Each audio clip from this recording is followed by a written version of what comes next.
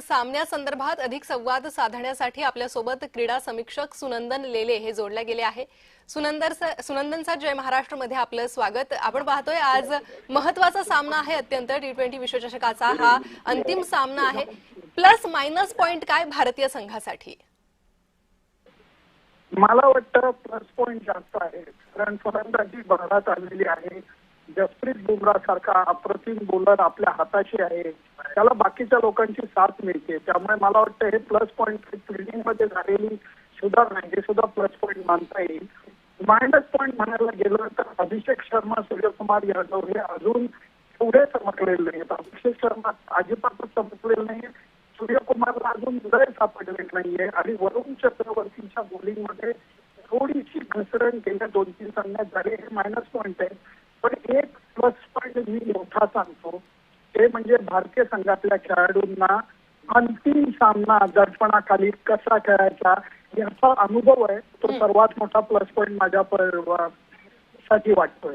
अगदी सुनंदन सर, आपण जर पाहिलं तर न्यूझीलंड हा अगदी बलाढ्य संघ म्हणता येईल, जो आपल्या समोर भारतासमोर आता खेळणार आहे। हा संघही आधी या संघाची ही फायनल मध्ये कामगिरी ही अत्यंत चांगली राहिलेली आहे, त्यामुळे ते एक मोठं आव्हान असेल टीम इंडियासाठी। प्रचंड मोठं आव्हान, कारण मी सर्वात सॅल्यूट करतो दोन्ही संघांना त्यांच्या सातत्याबद्दल। बरेच लोक ऑस्ट्रेलियाचं नाव घेतात, इंग्लंडचं नाव घेतात, काय जबरदस्त खेळाडू आहेत म्हणतात, पण त्या दोन्ही संघांना हे लक्षात घेतलं पाहिजे की हे दोन्ही संघ गेल्या 2 विश्वचषकामध्ये आता आणि शेवटच्या T20 विश्वचषकात फायनल मॅच मध्ये दिसलेले नाहीयेत। ऑस्ट्रेलिया तर सेमीफायनल मध्ये पण दिसलेले नाहीये। त्याच्या उलट न्यूझीलंड म्हणा, भारत म्हणा यांनी सातत्यपूर्ण खेळ केलाय। त्यामुळे तू म्हणतेस ते खरं आहे, न्यूझीलंडचा संघ परिपूर्ण आहे, त्यांच्याकडे चांगले स्पिनर, आक्रमक फलंदाज आहेत, आउटस्टँडिंग फिल्डिंग आहे, त्यामुळे त्यांचं आव्हान हे कडवच राहणार आहे। अगदी सुनंदन सर, आपण जर या आधीचेही सामने पाहिले तर संजू सॅमसन हा हुकुमाचा इक्का राहिलेला आहे भारतासाठी, मात्र त्या व्यतिरिक्तही भारताची मधली फळी, मधले फलंदाज हे चमकदार कामगिरी करू शकतील का? 100%। त्याचं कारण असं आहे की प्रत्येक जण आपापलं योगदान देतोय, इंडिव्हिज्युअल माइलस्टोनचा विचार करत नाही, विक्रमांचा विचार करत नाहीये। जर 10 बॉल मध्ये तुम्ही 25 रन्स केल्या तरी ते मोठे योगदान समजलं जात आहे, त्यामुळे आपले खेळाडू हे संघाचा विचार करून खेळत आहेत, ही खूप मोठी सकारात्मक बाजू आहे। जी सुनंदन सर, आपण जर पाहिलं तर एक महत्त्वाची बाब येते ती धावपट्टीची। अहमदाबादच्या नरेंद्र मोदी स्टेडियमची ही धावपट्टी कशी आहे आणि ती अनुकूल कोणत्या गोलंदाजांसाठी असेल? खेळपट्टी ही चांगली आहे, ती काळी आणि लाल माती मिसळून तयार केलेली आहे, त्यामुळे ती फलंदाजीला पोषक असेल।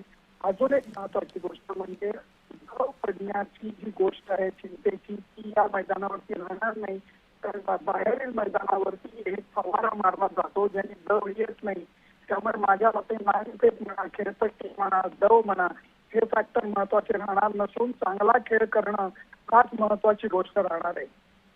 अगदी सुनंदन सर, कोणते फलंदाज न्यूझीलंडचे हे भारतीय गोलंदाजांसाठी मोठं आव्हान ठरू शकतील? त्यांची सध्याची लय? सलामीचे फलंदाज आणि रायसिंग रवींद्र हे माझ्या मते धोकादायक खेळाडू आहे। अनुभवी डेरेल मिचेल आणि आक्रमक ग्लेन फिलिप्स हे सुद्धा महत्वाचे खेळाडू आहेत, पण पहिल्या 6 ओव्हरमध्ये कोण चांगला खेळ करतोय याचे सर्वात महत्वाचं आहे। जी सुनंदन सर, खूप धन्यवाद तुम्ही साधलेल्या संवादासाठी। तर अत्यंत महत्त्वाचा आणि भारताचं लक्ष लागून असलेला हा विश्वचषकाचा अंतिम सामना, त्यामुळे भारतीय संघाला विजयी भव अशीच प्रार्थना देशभरातून होत आहे।